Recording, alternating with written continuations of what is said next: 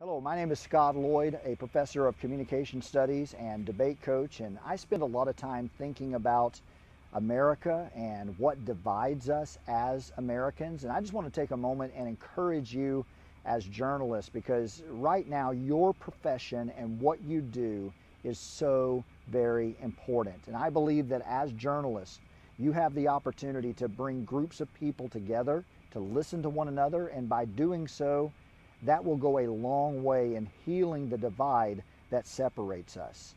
I believe there are four important ways that you can do this. First of all, I believe that reporters should seek to facilitate conversations between communities.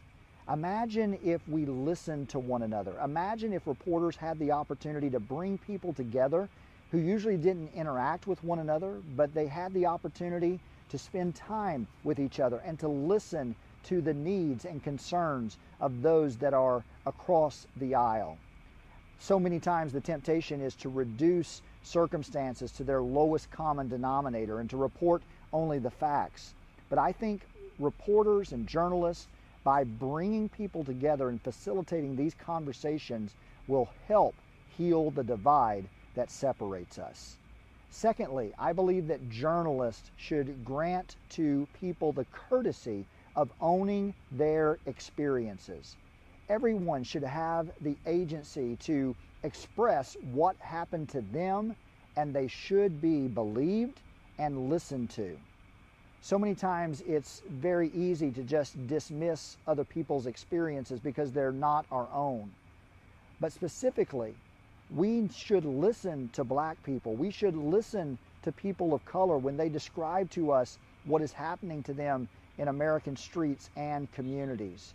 We need to listen to their voices and not dismiss or otherwise exploit their experiences for our own measures, but rather listen to people, believe them, listen to what they have to say. Next, I believe it's very important to seek first to understand and then to be understood. What if we listen to people to hear the communal connections, to listen to their experiences in a way to understand what they're going through and not just to respond to what they are saying? In journalism, many times stories are reduced to the exceptional, to the unique, to the individualistic. But what if instead you found the stories that connect us to one another, to the perennial, to the ordinary, to the ideas that we share as Americans? I believe that this would be very important and very helpful and would go a long way in healing the divide that separates us. And finally, I want to encourage you as a journalist to do away with these false dichotomies and simplistic binaries. It's not an either-or proposition. Most of life is about both and.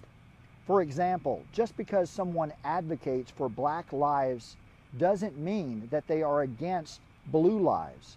We can decry the institutional and systemic racism that is the specter of policing and justice and economics and education in America without decrying individuals, good individuals that make up these institutions and are willing to listen and to learn and to change.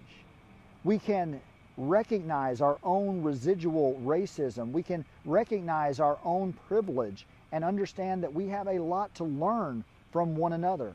I believe that if we do these things, it'll go a long way in healing the divide of our nation.